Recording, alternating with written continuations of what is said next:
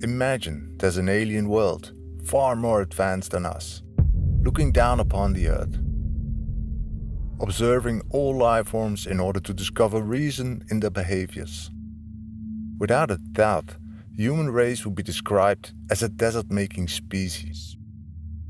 The only species that detach itself from their ecological and biological origin, mainly due to collective stupidity and its short-term memory.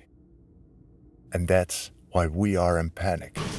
Every well is drying up, every reservoir, and now the death toll is at 126 because of the heat. This reservoir has completely dried up. And the world is indisputably getting warmer. Heavy rain and flooding continue to bring misery to much of Western Europe. Rising, and we're not going to stop rising until climate is treated like the emergency that it is, because it's our future. And last year, scientists warned. This is a question of our survival. There's too much CO2. All of you, you're a pollutant. This is Thermopylae. This is Agincourt. This is the Battle of the Bulge. This is Dunkirk. This is 9/11. When you become president, are you going to stop global warming?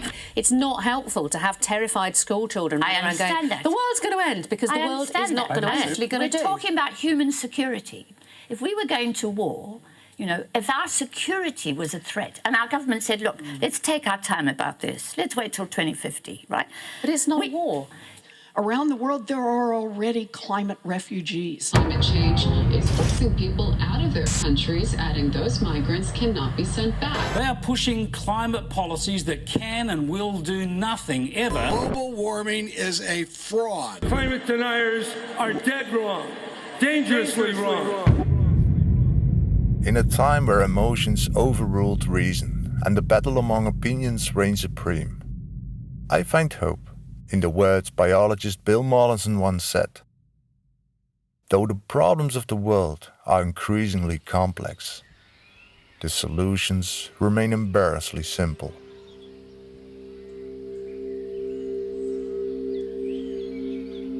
Ich habe 2016 im Prinzip hier einen Garten geerbt. Und ich habe schon immer gedacht, es wäre toll, wenn man aus dem eigenen Garten leben könnte. Aber ich habe normal einen 12-Stunden-Tag und habe gedacht, wie kann ich da noch Garten machen? Und irgendwie habe ich in Gartenbüchern und so das Stichwort gelesen, Permakultur ist der Garten für Faule. Und dann habe ich gedacht, das hört sich gut für mich an. Und was ist das Vorteil letztendlich? In der Natur gibt es zum Beispiel nie unbedeckten Boden. Dann hat es den Vorteil, dass die Bodenorganismen viel besser leben darunter. Da braucht man keinen Dünger zu streuen. Dann hält es die Feuchtigkeit besser. Das heißt, ich brauche hier gar nicht so viel zu gießen. Also geht es eigentlich um, dass Boden so viel wie möglich bedeckt wird? Ja, genau, das ist ganz wichtig. Weil wenn man wieder guckt, wie die Natur es macht, also wenn wir mal so ein naturbelassenes Waldstück zum Beispiel angucken, da ist ja auch kein blanker Boden. Wenn wir tief buddeln, haben wir den Boden, dann haben wir alte Mulchschicht von Blättern, wo man schon lange nicht mehr erkennt, dass es Blätter sind. Und dann kommen Blätter, die man gerade noch so erkennen kann. Und dann kommen frische Blätter, die gefallen sind. Und das versucht man hier nachzumachen. Ja. Ich habe schon immer mich gesund ernährt, das heißt, habe Bio-Sachen gekauft oder sowas.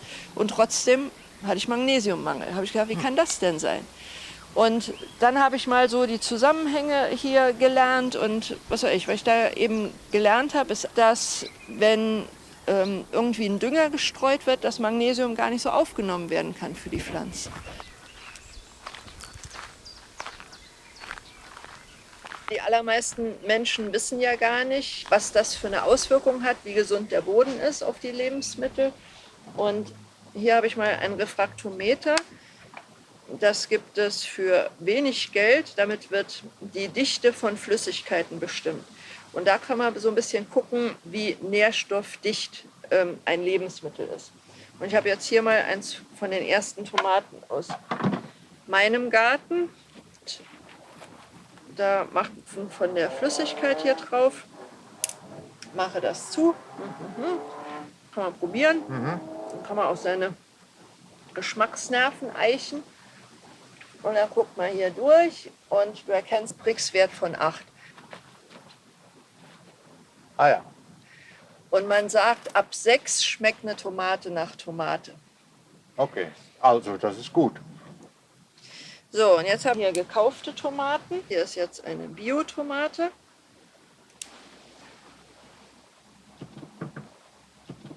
Fünf.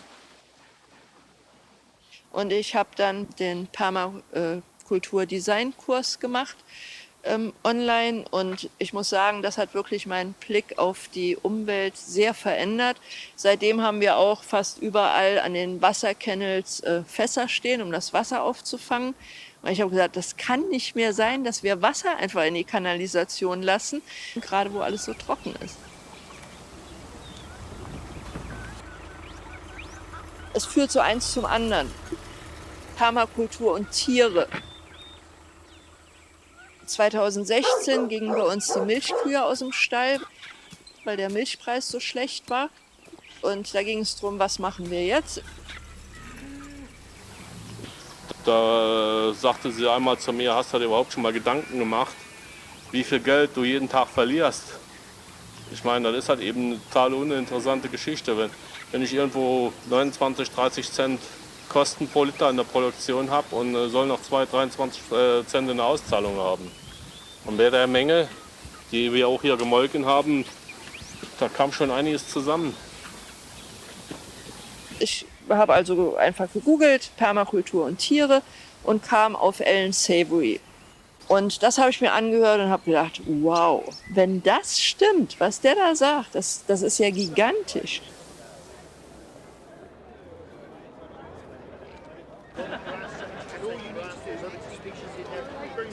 Between the 1st of May and the end of July. That's fine.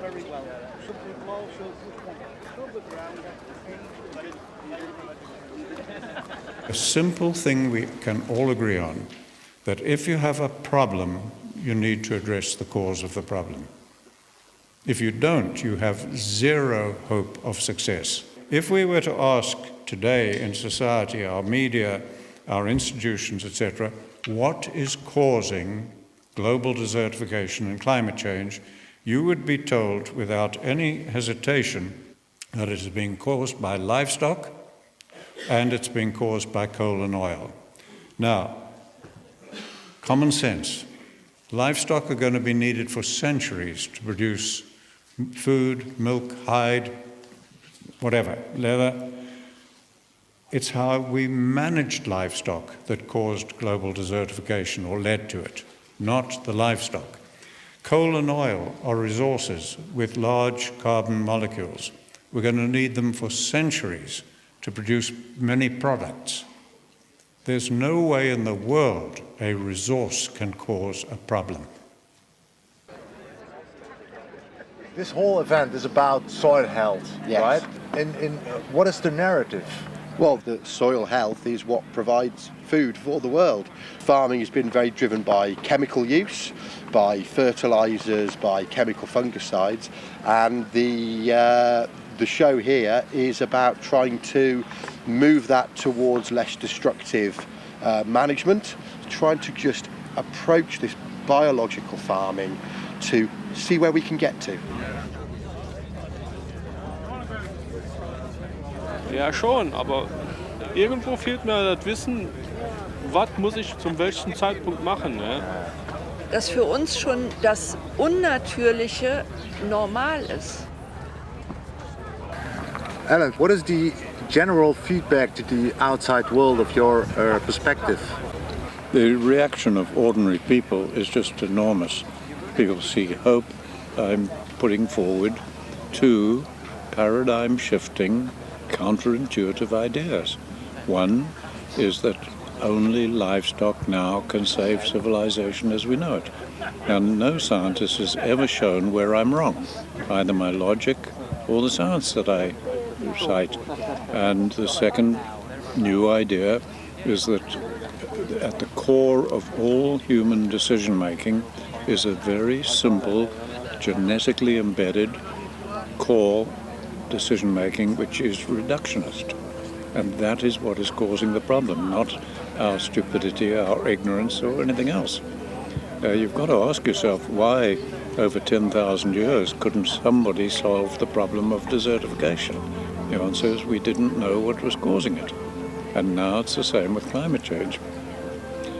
I was talking to one fellow Professor Jim Tier, years ago, it was 35 years ago, in Texas. We were out on some land, and he made a strange statement. He turned to me and he said, "Alan, either you are wrong and we will not be able to dig a hole deep enough to put you in." And he said, "or you are right and the world will not be able to build a monument high enough." And I said, "It's not about me, Jim. It's not about us. It's about the future of humanity." And I said, "What do you think?" And he said, "Well, I'm sitting on the fence." Well, he died sitting on the fence. It's time for people to either destroy what I'm saying politically, get me out of the way and move on, or listen to what I'm saying and let us all move on, because I believe that this is a simple way forward.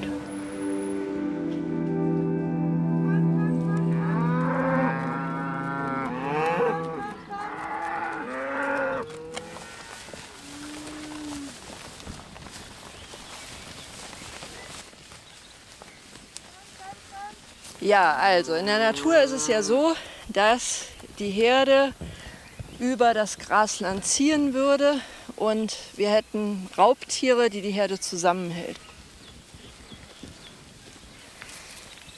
Ich nehme mal an, wir hätten hier irgendein Raubtier, würde man halt sehen, die Kühe gehen alle zusammen und verteidigen sich. Und das haben wir ja nicht mehr in unserer Umwelt. Deswegen machen wir das mit dem Zaun und zweimal am Tag gehen die ein bisschen weiter. Das heißt, somit ahmen wir die Natur mit den Raubtieren nach. Und die Herde würde halt immer weiterziehen, weil das Land davor eben abgefressen ist und vollgeschissen ist und da bleiben die halt nicht, dann gehen sie weiter. Man muss ja auch sagen, man hat ja auch hier irgendwo mit dem niedergetretenen Gras den Effekt, dass der Boden bedeckt bleibt und dass das Wasser eigentlich nicht so schnell verdunstet. Das alte Gras wächst, das stirbt ab oder wird vertrappelt und wird Kompost, sag mal. Das wird Kompost oder Biomasse und düngt im Grunde genommen die Fläche. Man sieht ja im Grunde genommen, da sind ja direkt schon die Mücken drin und die setzen ihre Eier da drin ab. Da wird der Mist, der wird quasi direkt jetzt umgesetzt.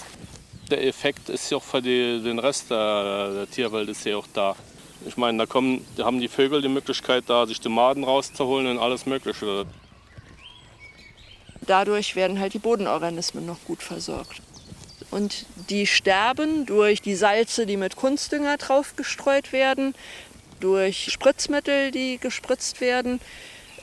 Sie sterben durch Hitze. Man sieht in der Regel viel blanker Boden. Das sieht man jetzt hier nicht, weil alles schön gemulcht ist. Das heißt, wir versuchen hier die Bodenorganismen florieren zu lassen, sozusagen. Ich meine, man muss sagen, wenn man so die Herde dann über Land ziehen hat, man braucht im Grunde genommen auch weniger Trockenreserven und Winterfutter. Denn wir werden nach dem Motto schaffen, solange es geht, bleiben sie draußen. Also wenn die Trockenheit hier noch 3 Wochen anhält oder so, da sind ganz viele viehhaltende Betriebe am Ende mit ihren Futterflächen.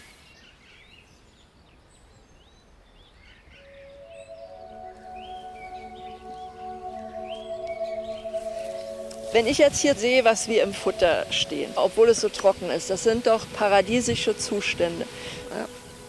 Ich glaube immer mehr, dass dieser Bibelsatz, wenn man vom Baum der Erkenntnis isst, dann fliegt man halt raus aus dem Paradies.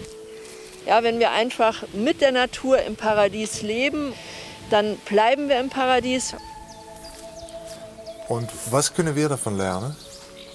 Dass jeder lernt, dass er mit seinem Einkaufen Entscheidungen trifft.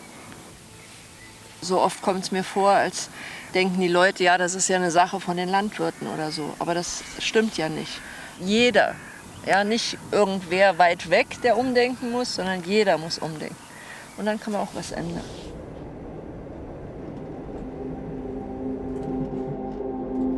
I'm fascinated by the simplicity and at the same time its major positive impact for nature, health and climatic stability. Understanding the fusion between humans, animals and nature in an effort to stabilize the natural balance, which we might rock a bit too much. However, there are different future ideas laid out already.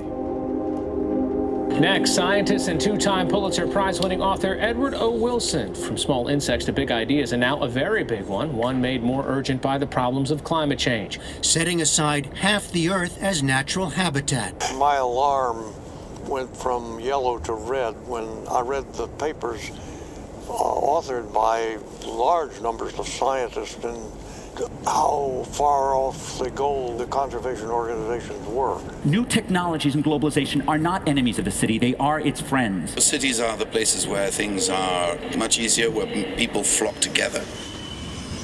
Humans save nature by not using it.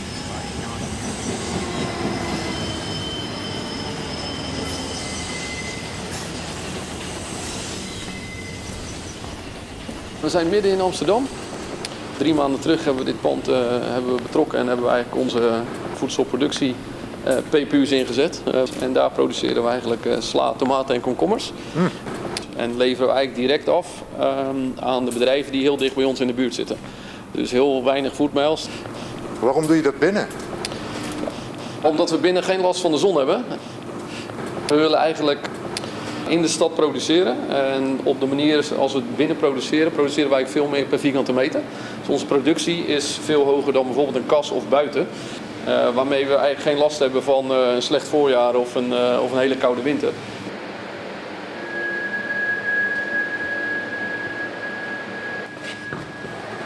Maar je zegt geen zon? Nee. Je hebt er zon nodig?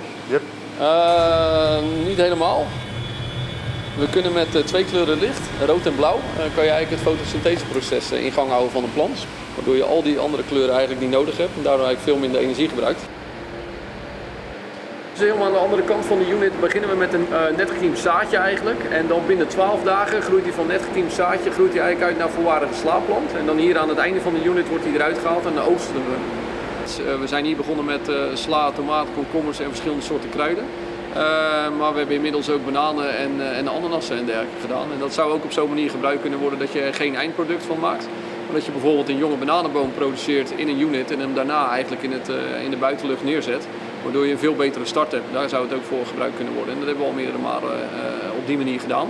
Maar op termijn zou je eigenlijk gewoon het hele palet wat in de supermarkt ligt, zou je natuurlijk in de units kunnen gaan produceren. Dus je creëert hier de natuur een beetje na? Ja, we lopen hier in een PPU, een Plant Production Unit, waar we eigenlijk alle omgevingsvariabelen die voor de plant belangrijk zijn, controleren en ook regelen. En dat we in een afgesloten ruimte zitten, kunnen we alle verschillende parameters, zoals licht, temperatuur, vocht, CO2, luchtsnelheid, kunnen we allemaal precies regelen. Waardoor de plant eigenlijk altijd de omgeving heeft die het lekkers vindt op dat moment. En ik zie geen grond, zonder aarde? Of wat? Klopt, ja, we telen hier zonder aarde. We telen hier op steenwolblokken. Zo wordt dat eigenlijk overal in grote kassen op dit moment gedaan. Al meerdere jaren op die manier, waardoor we geen aarde hoeven te gebruiken. En dit gedurende langere tijd kunnen gebruiken. En het houdt het water vast op de manier die eigenlijk perfect is voor de plant. Dus ze zeggen wel eens dat in de aarde zitten zoveel voedingssupplementen. Waar haal je die dan vandaan? Die geven wij eigenlijk met het water mee.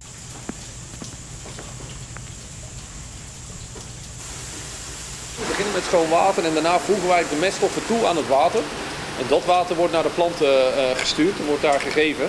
En het overige water, wat niet gebruikt wordt door de plant, komt eigenlijk weer terug in deze ruimte. En dan hergebruiken we weer 100%. En dus je werkt er ook niet met pesticiden? Nee, omdat wij geen ziektes in onze ruimte hebben. Het zijn afgesloten ruimtes. En op die manier hoeven wij ook geen pesticiden te gebruiken. En die zou je hier ook niet zien. Het enige water wat wij gebruiken is het water wat in het product zit en wat weggaat. Dus een buitenteelt nemen heb je daar soms tot 250 liter per kilogram voor nodig. Dus 250 liter water nodig om een kilogram van een product te produceren. Als je dat vergelijkt met onze manier van produceren, hebben wij maar 1 liter nodig. En die 1 liter is eigenlijk vergelijkbaar met die 1 kilo die we produceren. En daar zit dus, dat is het water wat we eigenlijk verbruiken. Terwijl een buitenteelt verdampt de plant ook en die wordt constant water gegeven. Maar dat water gaat eigenlijk de lucht in en kan niet meer teruggegeven worden. Dus dat is echt gewoon verbruik van water.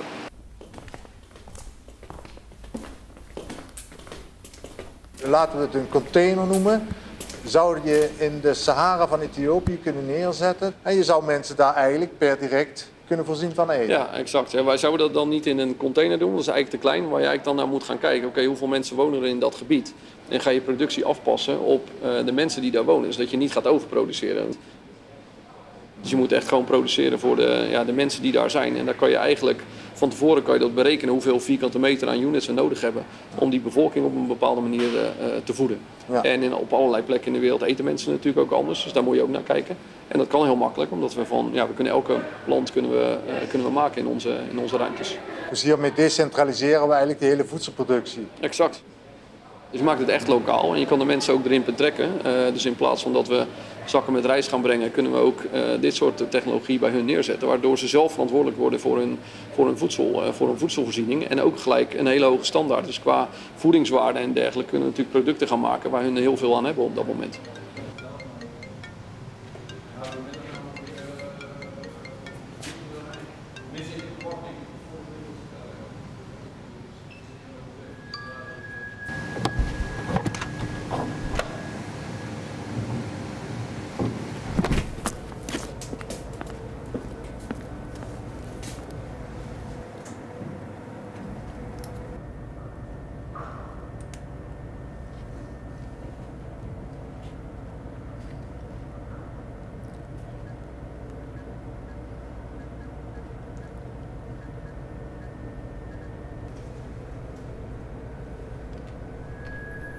This is strange.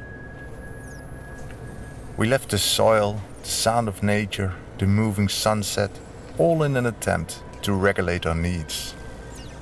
Artificial food born in the matrix to serve efficiency and security. Not a bad idea. Strange though.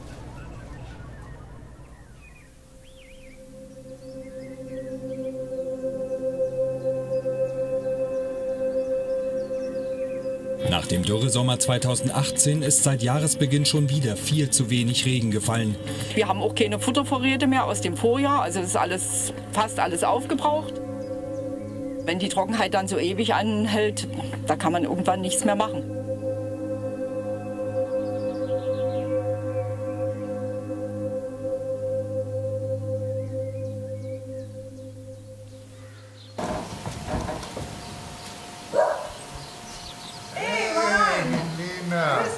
Grüß dich auch. Ja? Ist der Holländer zu Hause? Ja, er kommt gleich. Perfekt. Willst du einen Kaffee? Lecker. Lecker.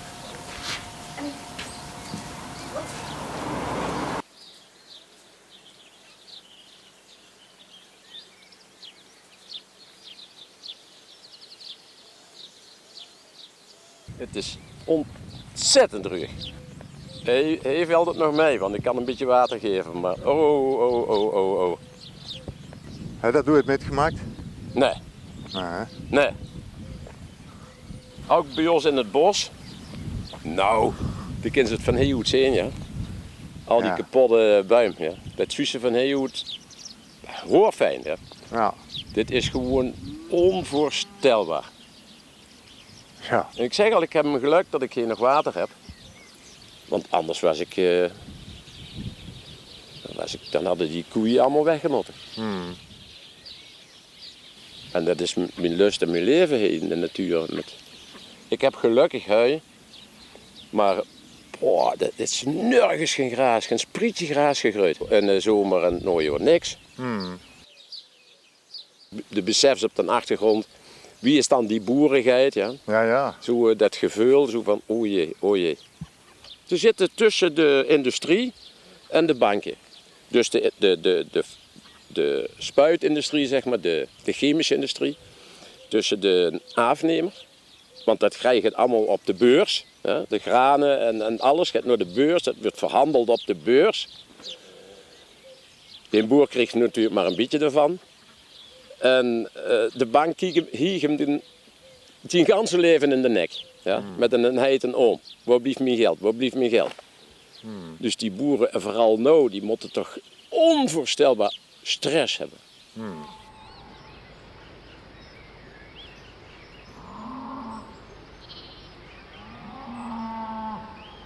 Jetzt sind wir im September, gab es jetzt noch keinen nennenswerten Regen und du hast dann keine Erträge.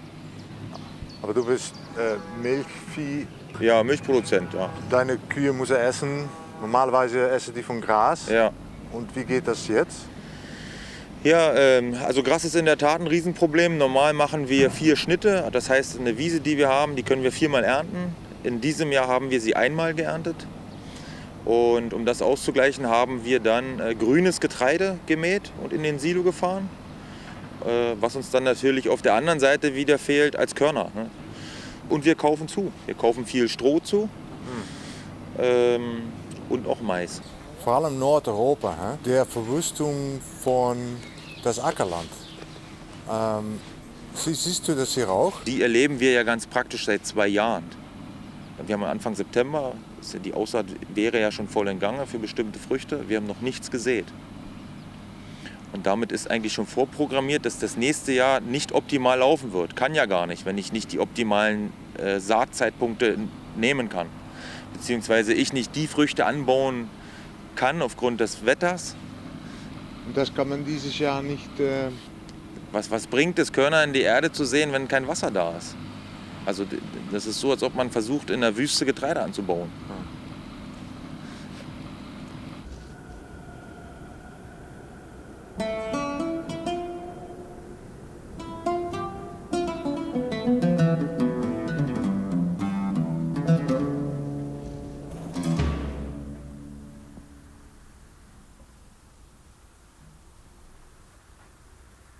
Hallo?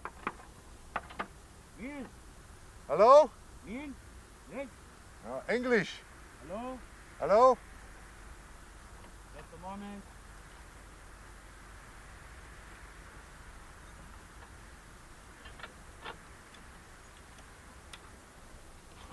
Hello? Hello. Nice to meet you. Marijn. Maggot. Maggot. Nice to meet you. Welcome. I was just curious, what are you growing here? We're growing our food here in the desert. We have tomatoes, cherry tomato, mangoes with chard, kale, kohlrabi, palm, pomegranate, bell pepper on the left. Come! I'd like to show you. Okay. Welcome, man. And how do you grow it? I mean, we grow it with as you see, taking care of our soil to build the soil, because everyone thinks that the soil on the desert it is dead soil, but it is not. It is a living soil, but it's sleeping. So this all is sustainable. Yes, it's sustainable, and how we make it sustainable, this is a long story, and I found an innovative solution, but it's not easy to talk, it needs time, so why you don't come tomorrow, that maybe we can talk about this, and I show you more things here. Yeah, I would love to, yeah. About the palms. Yeah.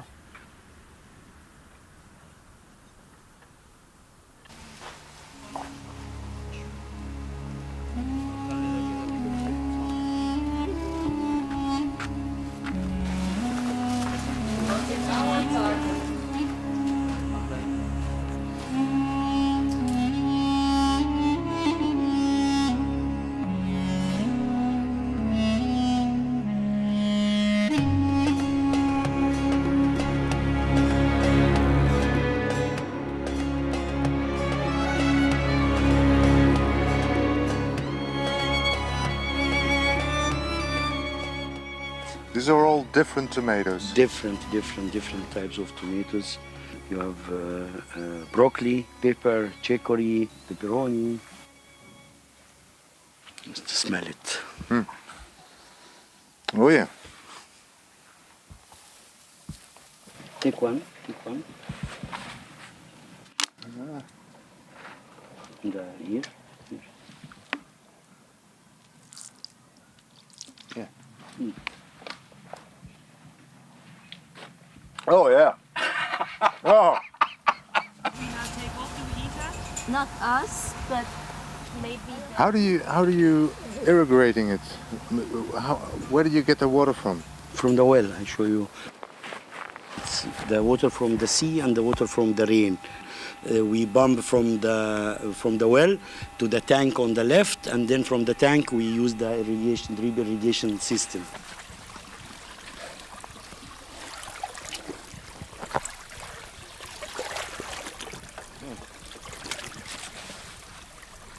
Oh, it's a little bit salty, huh? Why is your crops growing on salty water? Now you test it, and now you saw the crop, okay? So miracles are happening here. It's not only the salinity of the water is one factor, there is different factors. So what kind of seed that you are using, the plant which is salinity tolerant, this is first thing, like resilient like the moringa and the other green like the tomato, they can tolerate this salinity of the water. And then we have the soil building with a lot of nutrient to the soil that help the plant to grow. And also you have the dough. And for example, this is atriplex. This atriplex, it takes the salt from the water. Try this one. Try. It's salt that we use it to crush. Yeah. Yeah, and we use salt. So you have different plants that help other plants to minimize the salinity. And we have seed banks. The first generation coming from these seeds, they are adaptable and they can more salinity tolerant. It's really salty, yeah. Yeah, it is salt. We use it. And how's your community reacting on it? I took this model and I started to share this knowledge with my community. We have more than 10 backyard Bedouin women food gardens. Plus we have 12 farmers that they have their own camp like the model of Habiba. Totally we are 75 farmers. So you're mixing the jobs in tourism, agriculture. Yeah. It's just we can work for tourists. You have money good, you can make for him that. And after tourists nothing, is we eat from this, not problem. This is nice. This is good. We'll make this first. You have money, we can make like that. And after we can eat a little bit. Maybe 1 year, 2 years is help it. For some, you understand, we like is women there, we make tomato, we make anything. We have 7 farmers that we make every Sunday, collect the vegetables from us to put it inside a green box and deliver to the hub. Yeah. So there is no shop in between. It's going directly from the farm? From farm to door. We need to feed 7 billion people in this world. Imagine that we all do the same what you're doing here. We are consuming more than what we need, and then this is what creates in our mind that, wow, we are facing hunger. Facing hunger, there is places that they are facing hunger, but not because of they don't have food, but because having the degradation on their lands. The Egyptian civilization, how it started beside the Nile, and then Egypt was the food basket for the Roman Empire. Unfortunately, nowadays, we import a big part of our food, and this is something which I don't like, I don't want, because we are destroying our environment, and things coming from Australia or coming from state. So I'm inviting whoever can to cultivate part of his food. If he is not capable to do so, he go to partner with a farmer.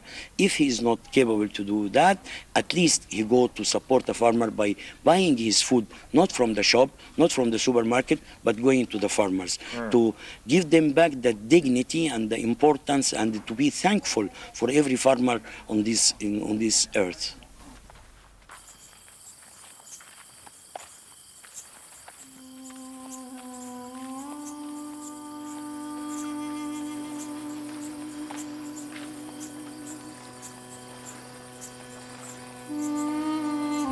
He's right.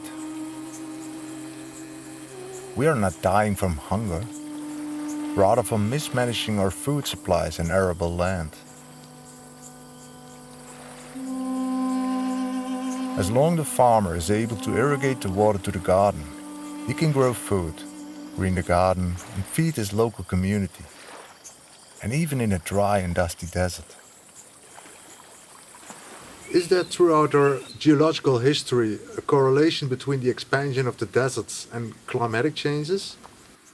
Well, from a paleoclimate perspective, I think there is absolutely a connection between desertification and climate.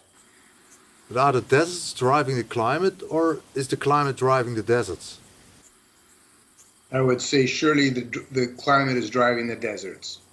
We see strong connections between changes in monsoonal activity and the viability of agriculture in some of these marginal areas. The southern margin of West Africa, where the northern parts of their landscape are limited by the expansion of the Sahara Desert. And that's strictly a monsoonal boundary, and that's strictly related to the strength of the intertropical convergence zone and its migration. So what is scientifically providing the energy for our climate? It is the sun which provides the energy for our climate. CO2 is a secondary effect. So it traps the outgoing infrared radiation and then re-radiates it back to Earth and slows, what we would say is slows the cooling of the oceans. It's mainly about energy in the oceans anyway. Why wouldn't we be more concerned about the sun? Because that can be modulated naturally through cloudiness. And if we change the cloudiness of the planet by 1%, that energy change is equal to all the attributed change by CO2 that from our industrialization. When we look at the paleoclimates, which we have very good records of, never do we see a correlation with CO2. CO2 can be very high and we're going into an ice age. It can be very low and we're in the middle of an interglacial or hothouse Earth. It doesn't seem in the geological record to have any impact on climate. I believe we do have environmental challenges and we're ignoring them. We're focusing on CO2 as if we solve the CO2 problem, we solve all these other environmental problems. But we've got all sorts of environmental degradation, the oceans in particular, eutrophication. Agriculture is not all that benign. We can improve on agriculture, I believe, with more research on the use of pesticides and nutrients. So there's lots that we can do to the environment, but let's look at the real problems and real solutions. What can we fix? But we're not going to fix CO2.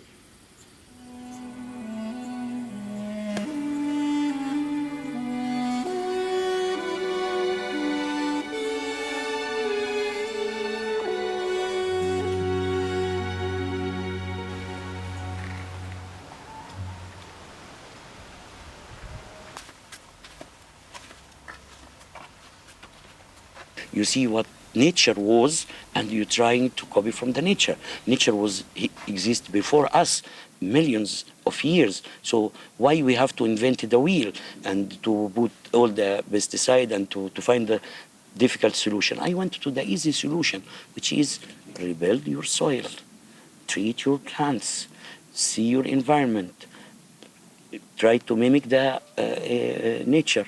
And this is now what I'm going to leave behind me. It's food security for generations to come. I don't want to leave for them money. I want to leave for them a rich soil, that from this rich soil, they will be the richest persons on the world.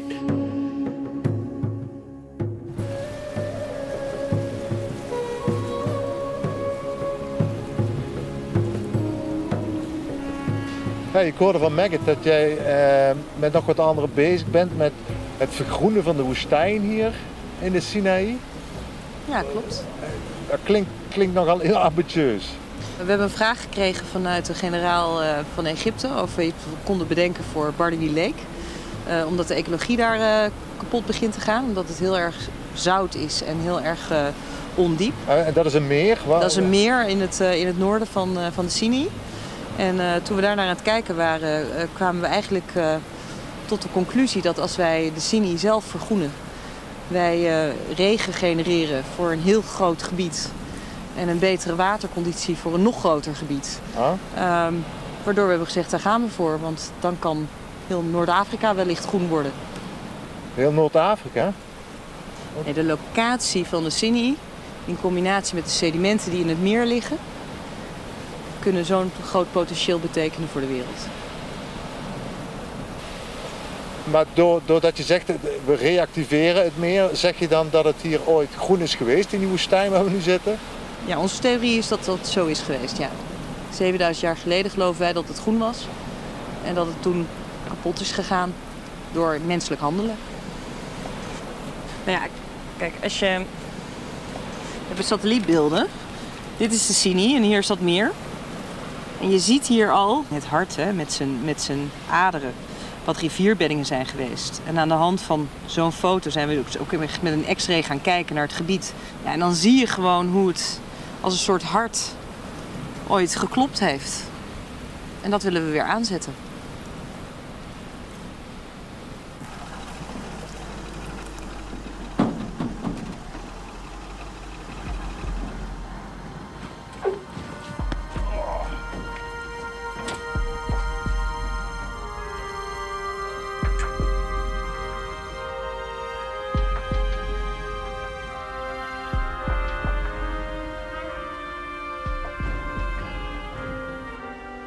Ik kan me bijna niet voorstellen dat dit ooit groen is geweest. Ja, en toch. Die rivierbeddingen betekenen gewoon dat daar ecologie is geweest, natuur is geweest, lopend, stromend water. Dus dit is gewoon allemaal levend geweest. Hoe kan het dan dat het nu woestijn is? Ja, dat is hetzelfde als wat de mens nu doet. Onze theorie is dat 7000 jaar geleden de mens hier agricultuur heeft gedaan, zoals wij dat vandaag de dag ook doen. Monocultuur, begrazing van vee. En ze hebben gewoon meer van het land genomen dan dat het land te geven had. Waardoor met regenval er van die mudslides zijn ontstaan.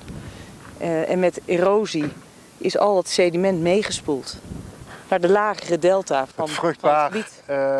Materiaal eigenlijk. Je ziet het vandaag ook op het nieuws, hè, dat er van die hele modderstromen naar bergen afkomen. Wall of mud and debris tore through the Arizona desert today. Deadly mudslides tonight in California. Mudslides and floods killed at least 379 people in Brazil. 8 people are confirmed dead, at least 18 others still missing this morning. They're telling us that foundation right there, it had a house on it. That house is now over there. Several people have died. Dozens are still missing. The mudslides power down hillsides north of Rio. They say the ground simply might have become unstable after recent rains.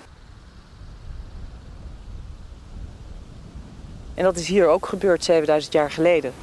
In natuurlijk meerdere momenten.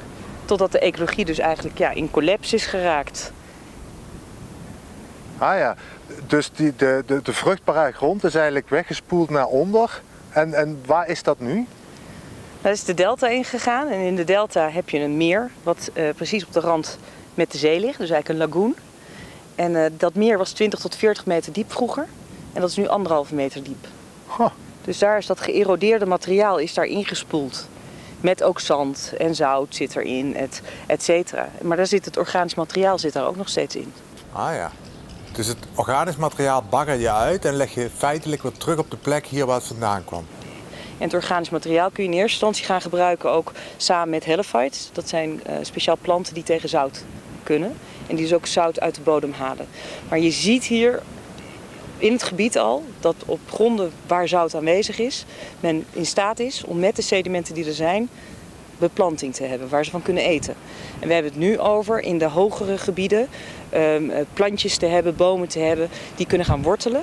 En die kunnen gaan zorgen dat wat je daar neerlegt niet meer kan eroderen. Dus dat het goed kan blijven liggen. Maar ook dat je het vocht gaat opvangen. Eigenlijk natuurlijke waterproductie. Dat de bomen, zullen we maar zeggen, hun bladeren het vocht gaan opvangen uit de lucht in die hogere luchtlagen. Dus eigenlijk wat we continu doen, is analyseren hoe een natuurlijk systeem werkt. En dat proberen te kickstarten. Want wat het leven nodig heeft om zichzelf te herstellen. Als het een woestijn is, zie je eigenlijk dat de wind heel hard over het landoppervlak waait.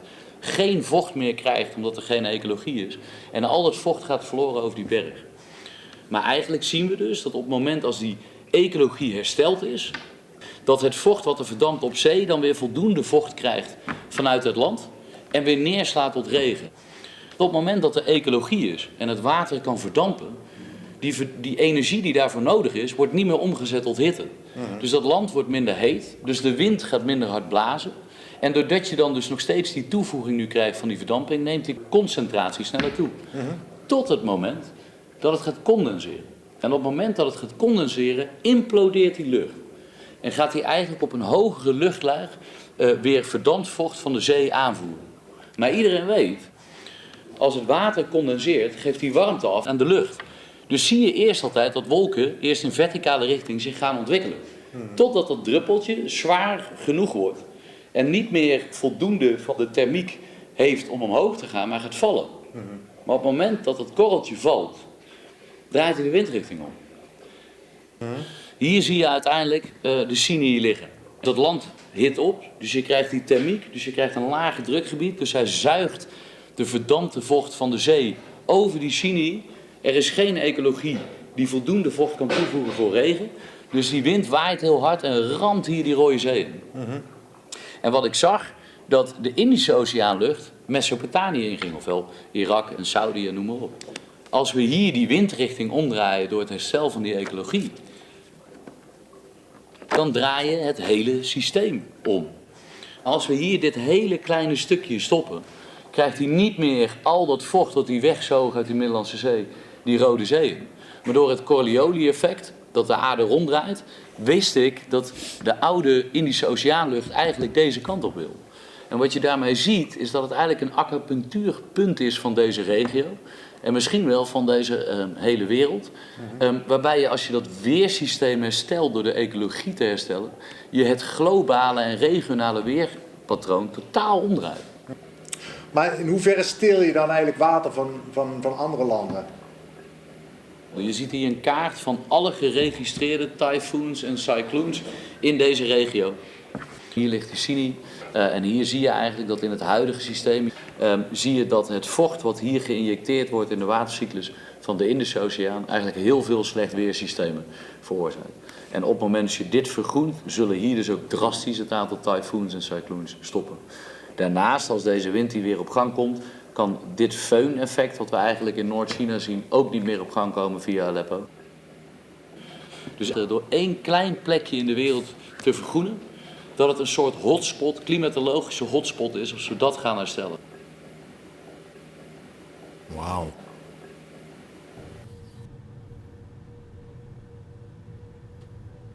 So we are able to reset nature back to a certain time, to practically give humanity a second chance. Another example is the array of technologies, often referred to collectively as geoengineering, that potentially could help reverse the warming effects of global climate change. Lasers now could one day manipulate rain and lightning. We physicists are firing trillion-watt lasers into the sky to actually precipitate rain clouds and actually bring down lightning bolts. Some people have grown tired of waiting for Mother Nature to bring relief and have decided to try and take matters into their own hands.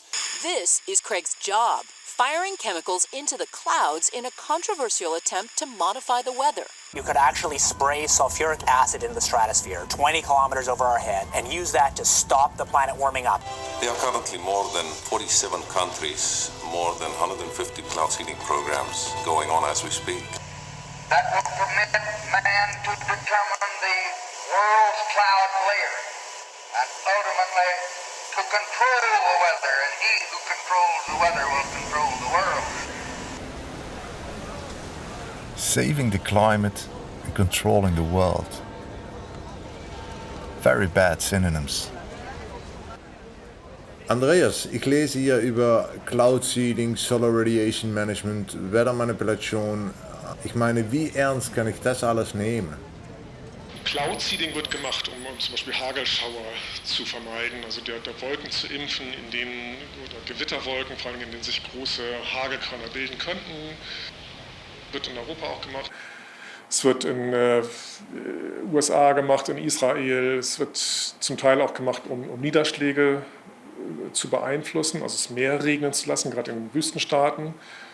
Es wurde in China um die Olympiade gemacht, in Peking, um da das Wetter einfach zu verbessern. Es ist sehr fraglich, ob das was bringt. Also fürs Klima bringt das sowieso nichts. Das ist viel zu klein, viel zu lokal. Das ist nach einem Tag wieder alles weg. Dann ist die Wolke eben abgeregnet oder auch nicht.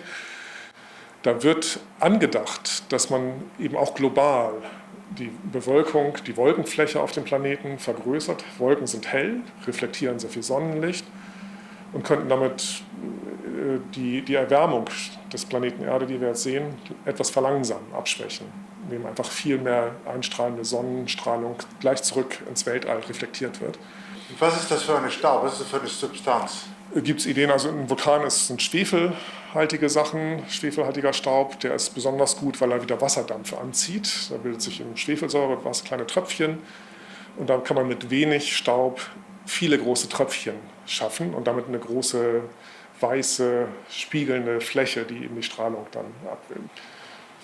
Es gibt auch Wissenschaftler, die sagen, man kann das Aluminiumteilchen nehmen oder Kalk.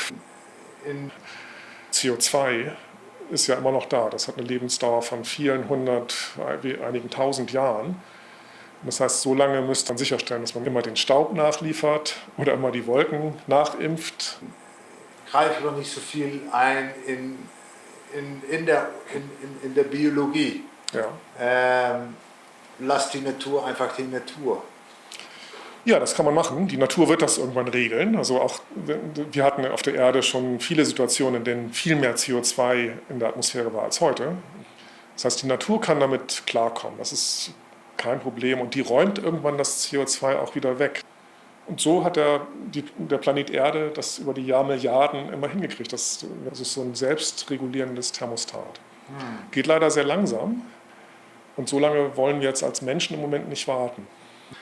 Die Hauptfrage ist natürlich, wen kontrolliert letztendlich was, wo und wie viel da passiert in unserer Atmosphäre. Und Richtig. Wem gehört das Klima? Ja, das Klima ist ein Allgemeingut, denke ich. Also es müsste demokratisch verwaltet werden. Wir haben jetzt keine Weltdemokratie, die entscheiden kann. Wenn man jetzt in dieses Climate Engineering, also Strahlungsmanagement vor allen Dingen reingehen würde und sagt, irgendjemand ist jetzt ein Mensch, der entscheidet, wie warm, wie kalt wird es, dann sind wir sofort alle unzufrieden, weil wir denken, Mensch, warum hat das jetzt heute hier so doll geregnet? Oder der Landwirt denkt, warum hat das heute nicht geregnet? Mist, da ist irgendjemand schuld. Und sobald wir wissen, da ist jemand schuld, dann schlagen wir uns wieder die Köpfe ein. Und ich glaube, das wäre eine Welt, in der ich nicht gerne leben möchte. Und in der ich wahrscheinlich die Menschheit insgesamt unglücklicher wäre.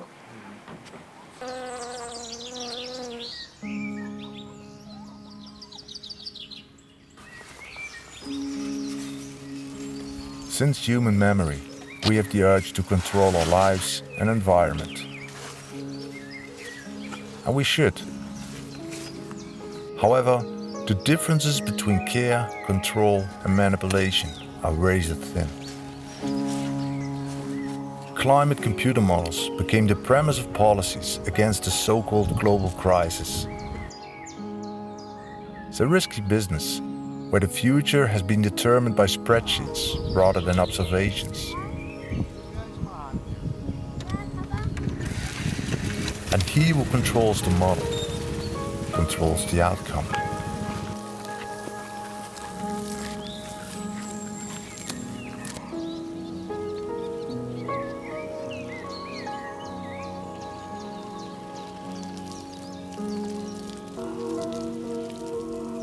In het Alte Testament steht der Garten of Eden beschrieben als ein Platz, wo der Balance der Dinge das Paradies bildet. Was will man uns da eigentlich erzählen?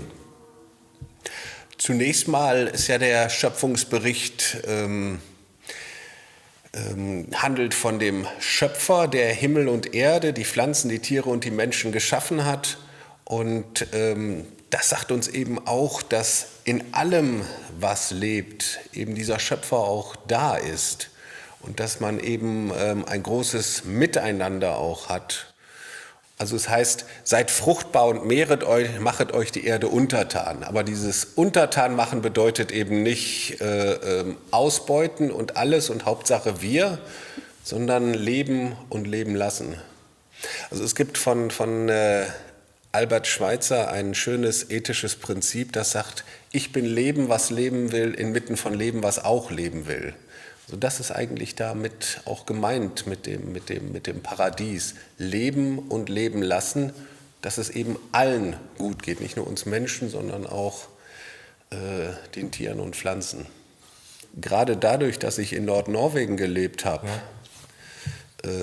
wir hatten da wirklich Gletscher in den Bergen. Wir haben wirklich gesehen, wie es zurückgegangen ist und wir haben auch gesehen, was das für Schäden in der Natur hinterlassen hat.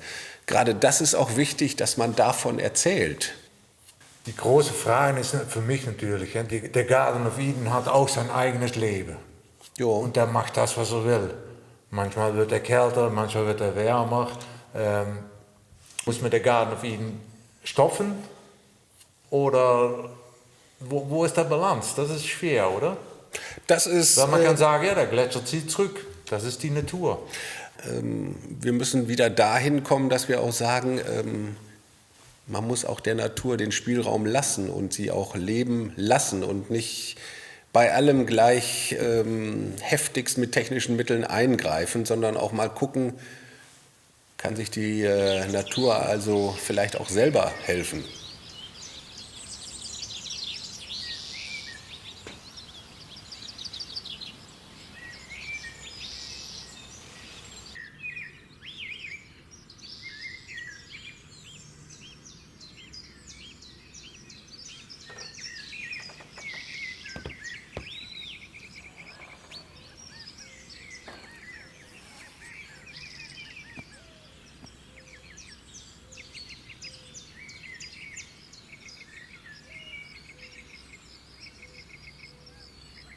This combination of climate change, which is the first real existential threat man has faced, combined with the fourth industrial revolution, offers huge challenges but also incredible opportunities.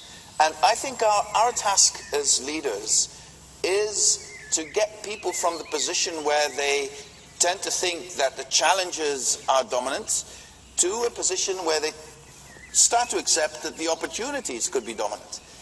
Because it is not a technological problem, we can solve it. Frankly, it's not even a financial problem, we can solve that too. It's a problem of integrating everything at a global level.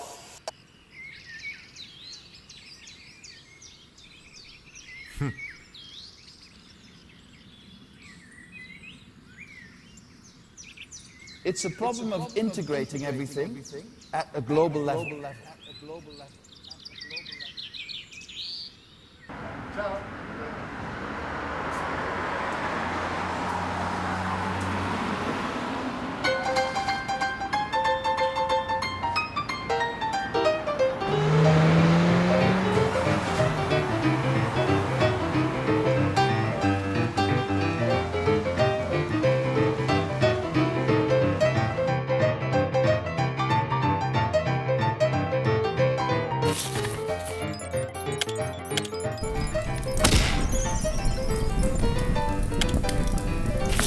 So clear and convenient.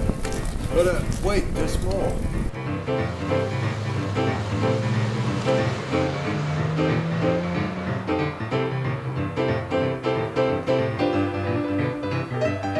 The scientists warn us we have a global emergency. CO2. If we do not take action, Hurricanes. Number way worse than the ice on Greenland is melting. Ice melting at record levels. The polar bear is in danger. The devastation, the destruction is impacting frontline communities. By putting more CO2 into the atmosphere at a rate that is too fast for human beings. If we don't take action, the world is going to end in 12 years if we don't address climate change. Much of the natural world is on the horizon. We are here because our parents trashed Are polar bears in danger? At the moment, no, they are not. In fact, polar bears are thriving. We don't know how much humans are influencing climate and whether it's going to dominate in the 21st century. How dare you? You have stolen my dreams and my childhood. I think this is a great sign. This generation, our kids, are leading the way. Oh, shit.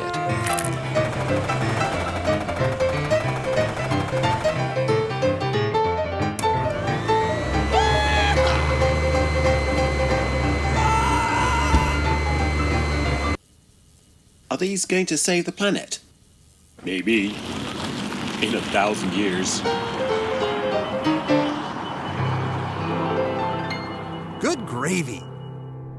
Good morning, San Francisco. It is a chilly start to our day, much colder compared to yesterday morning, and a gorgeous start.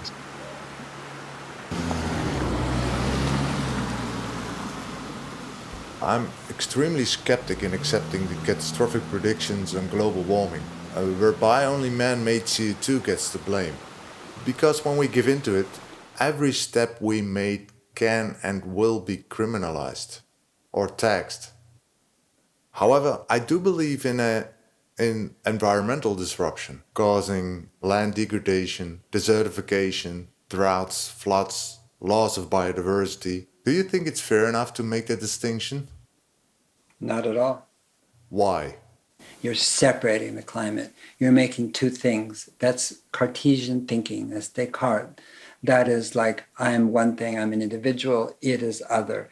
That mindset, the thinking that climate is other, is the source of the problem. It's the cause, it is not the cure. And I agree with you that if you catastrophize something, it is not the right signal to send to people. It doesn't engage, it doesn't get them involved. You know, we should not approach this from a point of view of guilt or shame or blame. That doesn't work at all. That's ridiculous. Mm-hmm. We should approach it from the point of view of what you brought up, which is your love of nature, your love of animals, your love of gardening, trees, plants, you know, bees, flowers, you know, everything. That's where we should be coming from. You wrote a book, 100 Solutions How to Deal with Climate Change. Most interesting chapter for me was about regenerative agriculture. However, lots of people see it as a problem because you need to have lots of land for it, and say we should leave nature and set it aside as such. I had a friend once who said, when you have a choice, take both. The fact is, you're making a distinction between nature and farmland and grassland. Okay, don't. In other words, if you manage farmland and grassland properly, it is nature. Okay? You're not killing it, you're not harming it, it's evolving and getting richer and better and more diverse. The grasslands are, the farmlands are, because we know how to farm and to have animals in such a way that the land becomes more natural. There's more birds, there's more worms, there's more organisms in the soil, there's more insects, there's more life, and there's more water in the soil. That means there's more water in the streams, there's more water for the fish, there's cleaner water going into the oceans. I mean, this is turning it back to nature. And I think it's a good point, though, because if you look at the Native Americans when we got here, the image that was put out, and still is to this day, that the Indians, the Native Americans, were not very smart, and they're running around just grabbing food wherever they could. That is so not true. They cultivated the wilderness. In other words, they farmed wilderness. We had fires this year, okay, in California, and last year. I mean, huge fires. California is burning. Thousands have been forced to flee their homes in California, where a wind-driven brush fire has erupted, wreaking havoc and devastating communities. It's desperate conditions like these that have now taken the lives of at least 44 people across the state. We've seen hundreds of acres consumed and quickly burned several thousand structures in its path. The fast-moving flames quickly forced officials to order the entire community of 27,000 people to evacuate yesterday. Basically, the whole town's on fire right now. Has turned the town of Paradise into a living nightmare.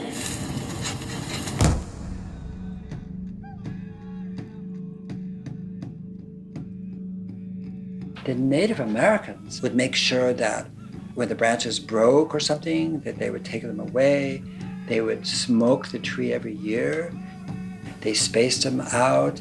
The animals had grass in between. They would burn. They would use fire ecology sometimes to burn the grasses, which, you know, in the Buffalo Commons, the grasses in the Buffalo Commons were 10 feet tall, perennial tall grass prairies, you know, huge herds of buffalo. Native Americans co-evolved with the grasslands and so on. So what they did is make ecosystems more productive, more diverse, more life-giving, more food-giving. But in the case of California with oaks, they didn't burn down. If there was a fire, oh, the grass burned, the trees stayed. And now all the trees are burning because there's 200 to 400 oak trees per acre, because nobody cultivated that, you know, that wild forest.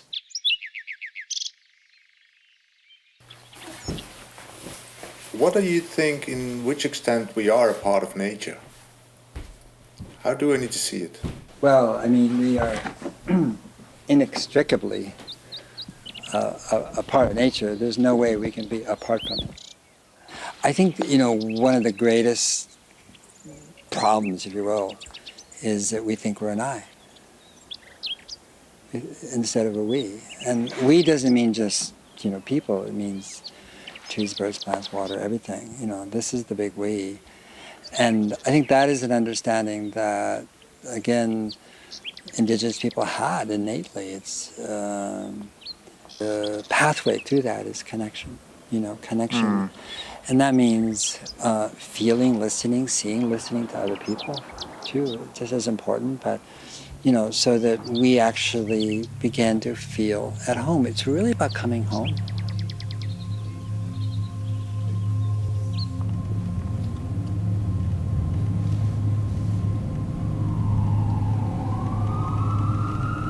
It's about coming home. That's right. It's about coming home.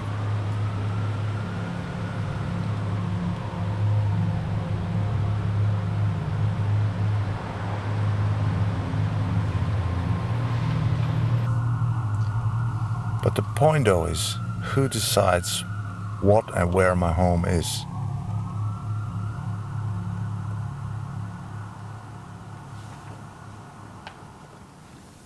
Well, this was an oyster farm. This was a farm just like any other farm within this zone of the seashore.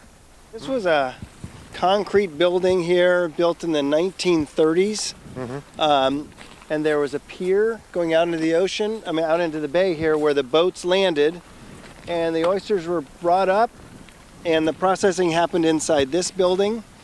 We also had, in part of this building was the hatchery operation, where we worked with the microscopic larvae and we produced the seed.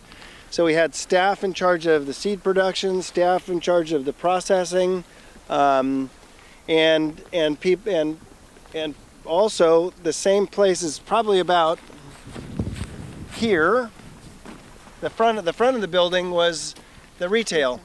So the people, 50,000 visitors a year, would drive in, park all over here, and enjoy picking up their oysters and clams. They'd share them on the beach over here on picnic tables. There were 5 homes over here where the farm workers lived, and those homes dated back to the 1940s and 50s. So this has been a lively part of this community for almost 100 years. I just remember busloads of people coming even from Oregon, farmers coming from Oregon that were talking about the oyster farming business, came down here and we showed them the whole process. My brothers, there were 3 of them that worked collectively to put these hatcheries together, and they'd never seen such a thing. So it was pretty amazing. It was California's largest oyster farm. And it was completely loved. This was one of the best examples of a working landscape with cooperative conservation. Natural resources were thriving beautifully with the farm. But it was so beautiful that the extremists said, well, if we remove the farm, we can rename it wilderness. This holy grail, the highest level of protection is wilderness, but we have to kick out the farm. We were farming in the middle of farmland. It has always been farmland. When the National Park Service came in and purchased the property from the landowners, because this is the first unit of the National Park Service ever created out of private land. It was because of an agreement that these people could continue their way of life into the future, and they would agree to sell to the government and make it a national seashore. 50 years later, people don't like the agreements.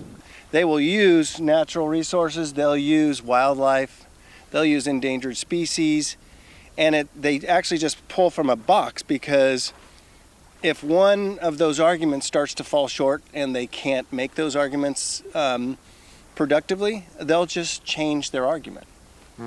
The only common thread is they want you out. And it's frankly, it's fake to say that, oh, because of your impacts to this particular species, it was somehow harmful to that species. See that little harbor seal? Oh, yeah. When it, in fact, had no impact at all on that species, none. The National Academy of Sciences, the Marine Mammal Commission, looked at a broad suite of natural resources and our impacts and said there's really no reason we can't coexist. They just shifted the argument. Oh, well, it's this other species. Our legal defense for the work that we did to try to save the farm, the legal expenses were north of $7 million. And we could have never paid for it. These were big, wonderful law firms that saw what was going on. They said, we have never seen a federal agency so out of control. Would you like us to help you? And so this was all pro bono. We didn't pay for any of the legal defense because we couldn't have. Wow.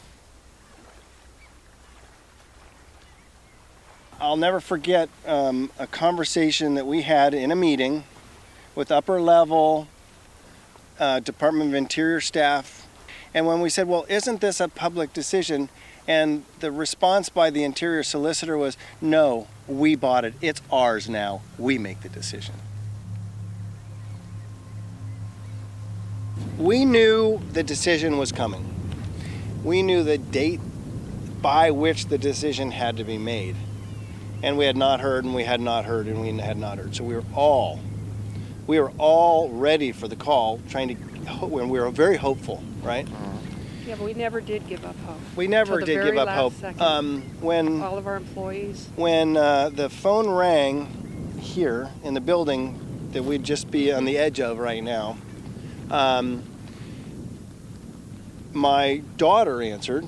My daughter Bridget answered, and she says, "Dad, it's Secretary Salazar, the Secretary of the Interior." So President Cabinet member called the farm and asked for me. And I was on the phone for about 30 seconds. And I said, yes, yes. And I could see my daughter, and who was here? Sean was here. I was here, we were all there. Everybody was here, and they were all in tears. They could tell just by my face the message that I was getting. And it does, I'm sure for both Kevin and myself, you walk out here and it's heartbreaking, to see it just gone.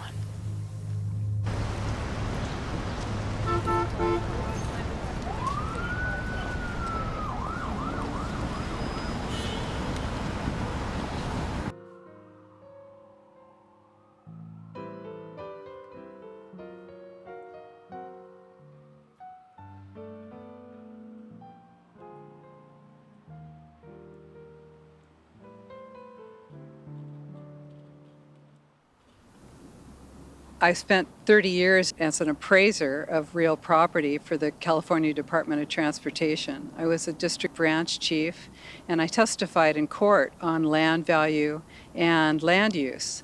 And at around 2002, I started noticing that there was a planning revolution going on in the Bay Area, that I literally couldn't tell for sure what people could do with their property, even when I knew what the zoning was.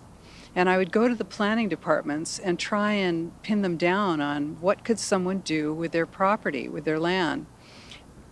They literally wouldn't give me an answer. And I started seeing that really this wasn't just in San Francisco, that planning had changed. And around that same time, I was elected to do citizen oversight on a huge redevelopment project in Santa Rosa, California, where I owned some property. And as I looked into the redevelopment project there, I saw that the plans for it were fraudulent. The justification for it was fraudulent.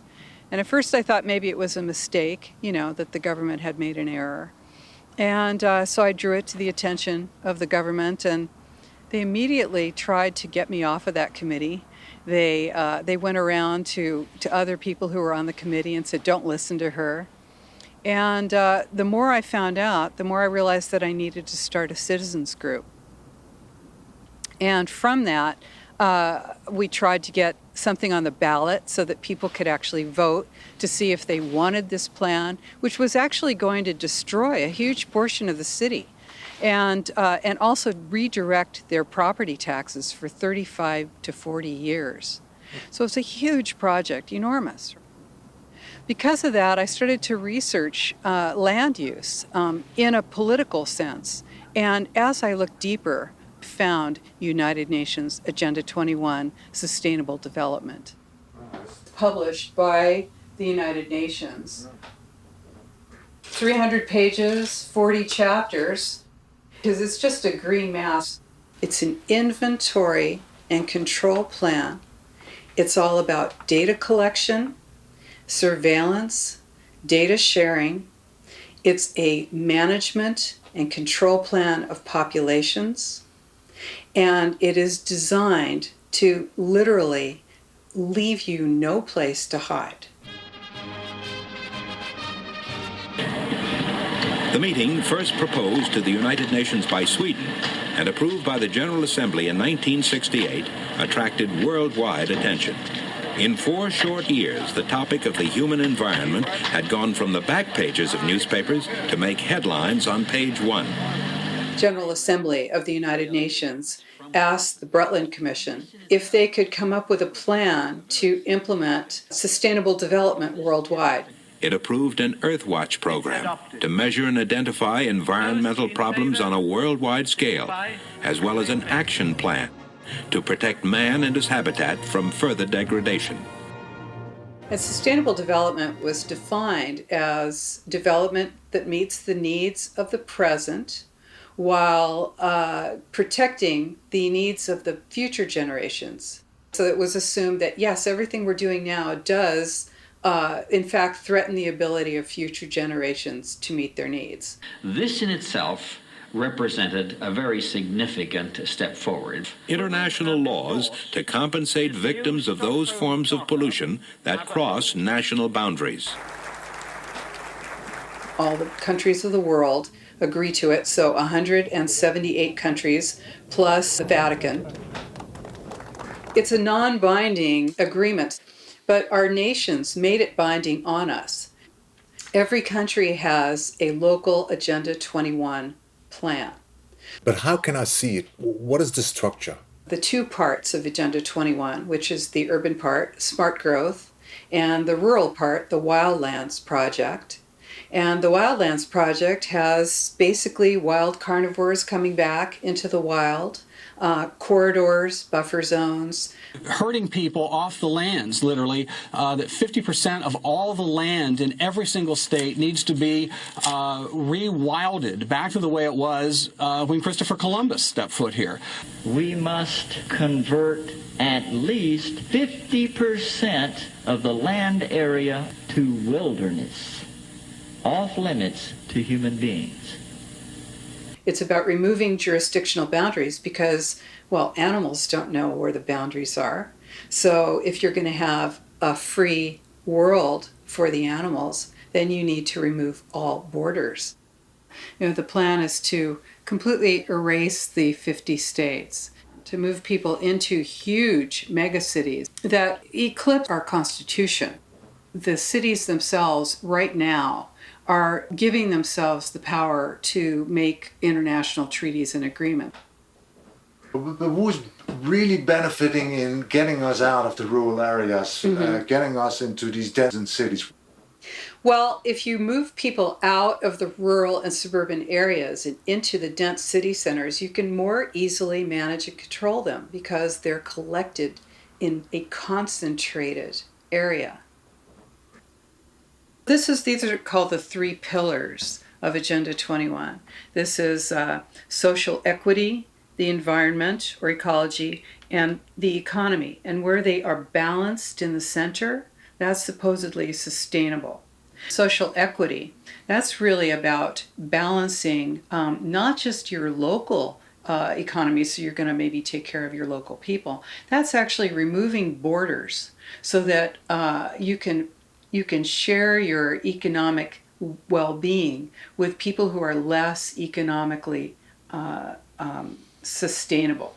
The point of Agenda 21 is to level the economies of the world so that they are all equal.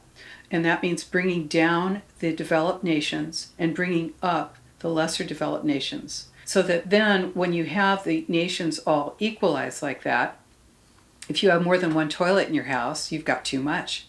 You're using too much. So that justifies bringing you into the city, into a small unit where you can be, of course, managed. It's a corporate totalitarian plan so that they can move their goods without any restrictions on borders, so that there's no boundaries, no border restrictions, no regulations, so all laws are harmonized, and then you can literally have no stops on corporation. Then they can lower wages, they can move populations when they need to move workers. It's bigger than any other plan that's ever been proposed in the entire world. Of course, the Nazis tried, but they did not have the technological capability, and neither did the Soviets, and neither did, of course, the communist Chinese. But the difference is that now they do.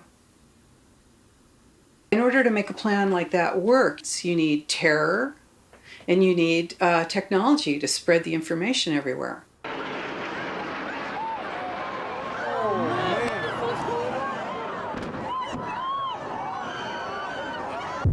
So 9/11, that justifies total full surveillance. And climate change justifies, getting everybody out of their cars where they have individual mobility and getting them out of the rural areas where they use too much water, too much energy. I actually think that they want to create the new Garden of Eden that would be off limits to most human beings. When your food can be grown essentially in a parking garage downtown, where they're with hydroponics and other systems, there won't be any need to go into the rural areas.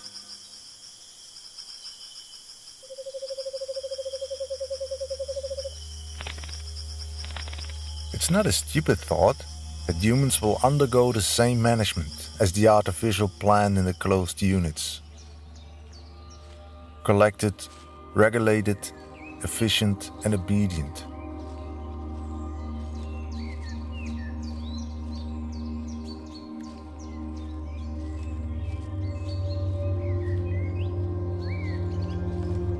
And those were off the beaten track.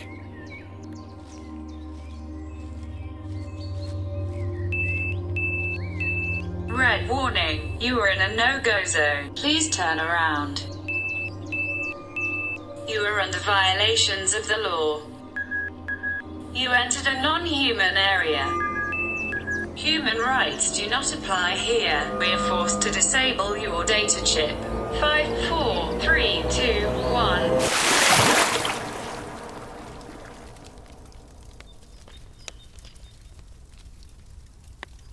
This is frightening. When politics are no longer downstream from culture and using climate change as a tool to erase farms, cultures, communities and states. It's becoming a challenge and almost a courageous act these days, looking through the political mist into the real world with the real challenges, where often solutions are against all odds, but simply forgotten through the test of time.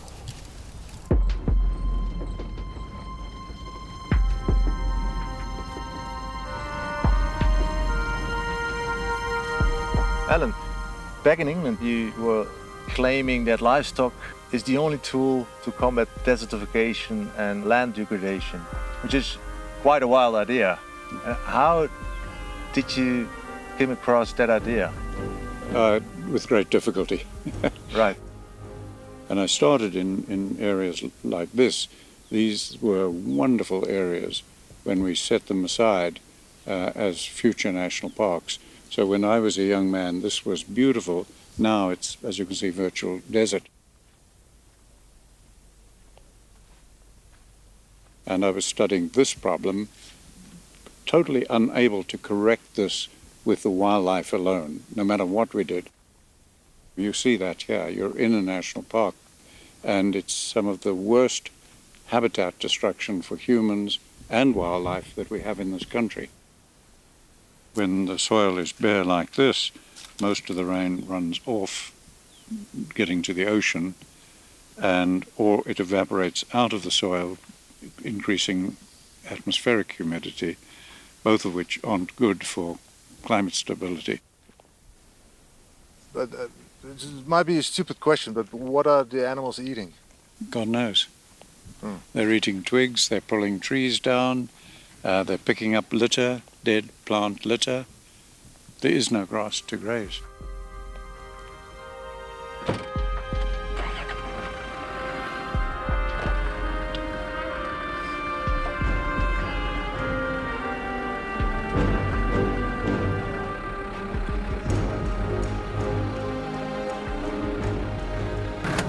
Yeah, this is not what a national park should look like. You can see, as far as you can see, you're seeing 2-3 kilometers down there. The whole bank is bare, and everywhere it's just eroding and collapsing. Look at the big trees, hundreds of years old, that have collapsed and fallen into the river, and many others have washed down, gone. There are no reed beds, there are no bushbuck left. All the birds and the mammals and everything associated with the reeds and the riverine growth have all gone. And that's the best of management that the Western world knows how. We have to change management.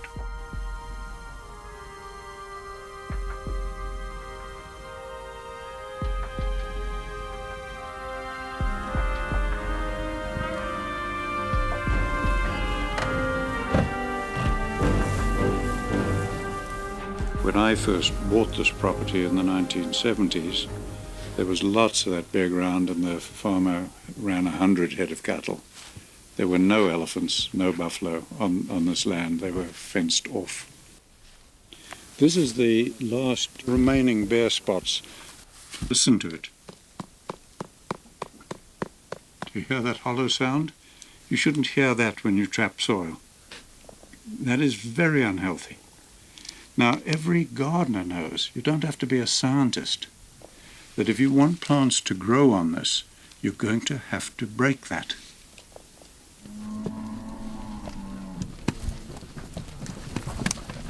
Livestock with their hooves, if you change their behavior so that their hoof action breaks us.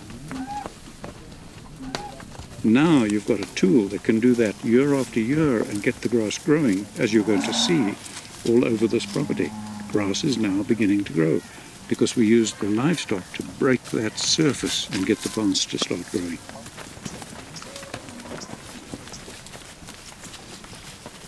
The cattle coming in for the night.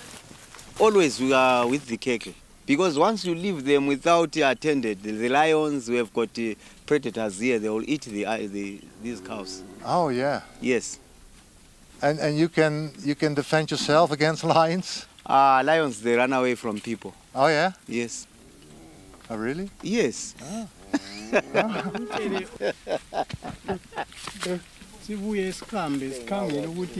When we are going to live here, all this soil will be fertile. It will be all fertilized with cow dung and urine, this place. After 2 weeks, we moved the crows from here, we moved to that side. Again, 2 weeks again. Then after there, then we move again down that side. Yeah.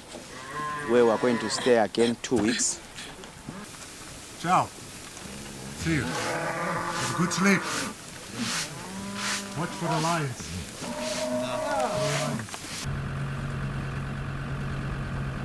So all we're doing here is showing that cattle can break that, and they can do it every year, and grass can start growing. And now water is coming out of the atmosphere back into the soil. Carbon is coming out of the atmosphere back into the soil. And we could be doing that over most of the world.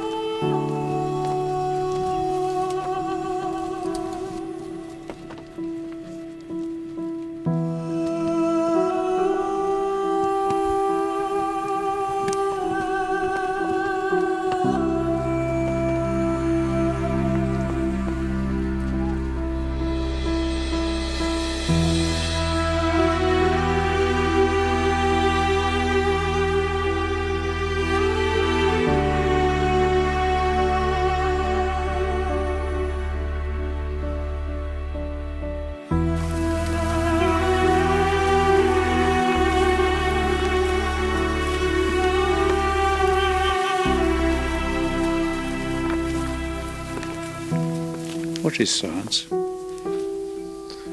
People talk glibly about science. What is science? People coming out of a university with a master's degree or a PhD, you take them into the field and they literally don't believe anything unless there's a peer-reviewed paper. It's the only thing they accept. And you say to them, but let's observe, let's think, let's discuss. They don't do it. It's just, is it in a peer-reviewed paper or not? That's their view of science. I think it's pathetic. Gone into universities as bright young people, they come out of them brain dead, not even knowing what science means. They think it means peer-reviewed papers, etc. No, that's academia. And if a paper is peer-reviewed, it means everybody thought the same, therefore they approved it. An unintended consequence is that when new knowledge emerges, new scientific insights, they can never, ever be peer-reviewed. So we're blocking all new advances in science that are big advances. If you look at the breakthroughs in science, almost always they don't come from the center of that profession. They come from the fringe. People see it differently. The finest candle makers in the world couldn't even think of electric lights. They don't come from within, they often come from outside the breaks. We're going to kill ourselves because of stupidity.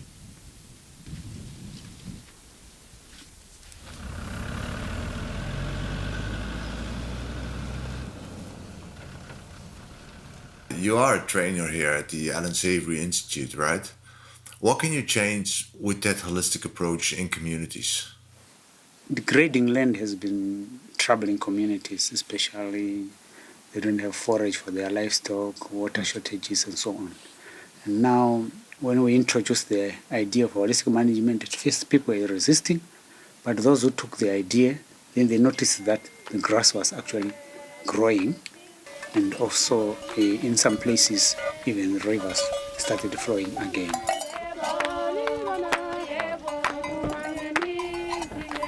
What was the context of your problem?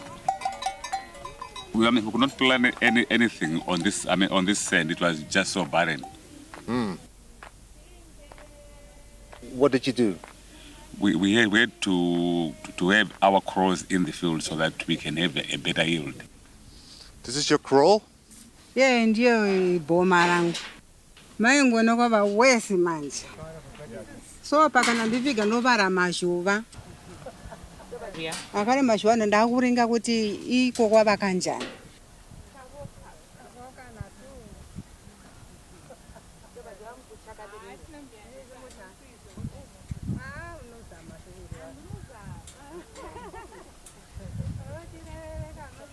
Before we started, it was so bad that. What do you mean bad? How does bad look? You know, they would get, very little, yield, very little, food. Yeah, but now, when they started doing this, I think it's okay. Can you sell stuff from if you do like this, then you can sell. So with the community, you have an income. Yeah, we do. So ngathi thina sasizi njenga esigabeni lapha thina abantu abesikhangela ukuthi ivile singabantu abahlezi bephansi. So sasesifaka lezi hlahla zethu lezi ama oranges esawahlanyelayo angazala siyashare sonke engadi.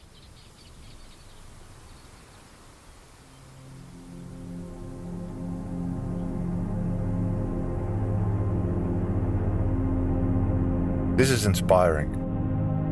Despite the drought, communities at the margins of society can restore a backyard desert into a food garden, build a small local economy, and inspire the next village. I think it's all about giving the local farmer the right knowledge and responsibilities instead of governmental consensus-based subsidies.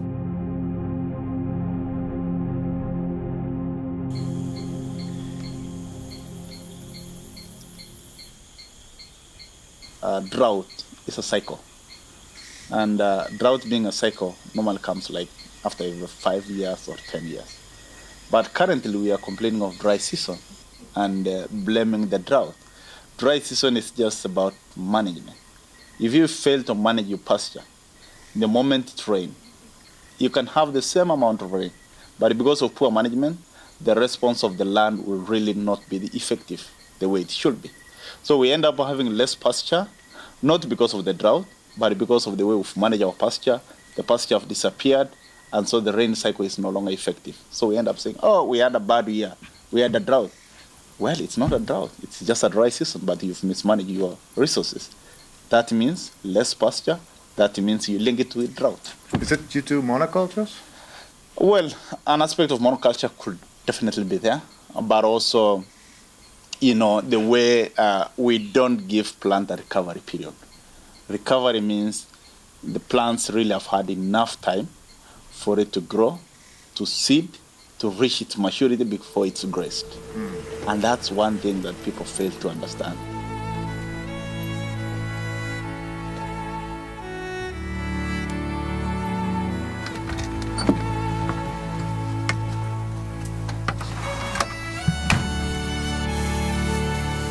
The cattle go everywhere on this property because there is no other tool to produce the habitat for humans and wildlife. The leaves on the tree are dying and falling off. The tree is removing its own leaves. So when the rains come, after 8 months of no rain, the light can reach the buds and the tree can grow more buds. No grass can remove its own leaf. The grass is co-evolved with millions and millions of large animals that help the grass by removing the leaf. So its sun could reach the growth points.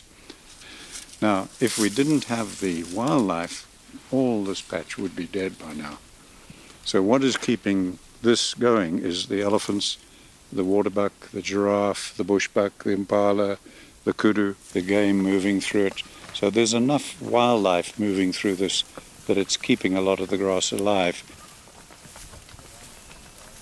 The big environmental organizations are very much part of the problem now, causing desertification and so on, because they believe the only way to keep these grasslands healthy is to burn that. Burning is rapid oxidation. It's still a chemical process and not a biological. So we are burning over 1 billion hectares of grasslands every year in Africa alone, causing enormous damage to society, to environment, to everything. So by using more livestock, we still have the problem of methane, right? Methane breaks down in living, healthy soils. That's where it breaks down. And if you take North America, where a lot of that thinking is coming from, there are today, I believe, 11 species of large mammals in North America. Prior to humans arriving there and killing off most of the wildlife and replacing their role with fire, there were 40 more species of large mammals. That's what the soils developed with. Now, all of those large mammals virtually would have been giving off methane. Why wasn't it a problem? Because healthy soil breaks it down. We had no option but to use livestock, and many more, millions of them, to stop the land degradation. It's completely opposite of what we are Correct. hearing. Now, that is very offensive to professional egos, tragically.